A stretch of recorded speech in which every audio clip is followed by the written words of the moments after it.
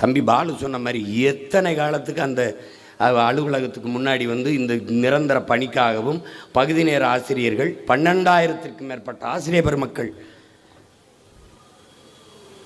பகுதி நேர ஆசிரியர்கள், ஆசிரியர் தேர்வில் தேர்ச்சி பெற்றவர்கள் 14,000க்கும் மேற்பட்ட பிள்ளைகள் பணி நியமனத்திற்காக காத்திருக்கிறார்கள். எதுவும் புதிதில்லை, உடன் பிறந்தார்களே அவர்கள் கொடுத்த வாக்குறுதி தான் நாங்கள் வந்தால் செய்வோம் என்று. ஏன் செய்யல?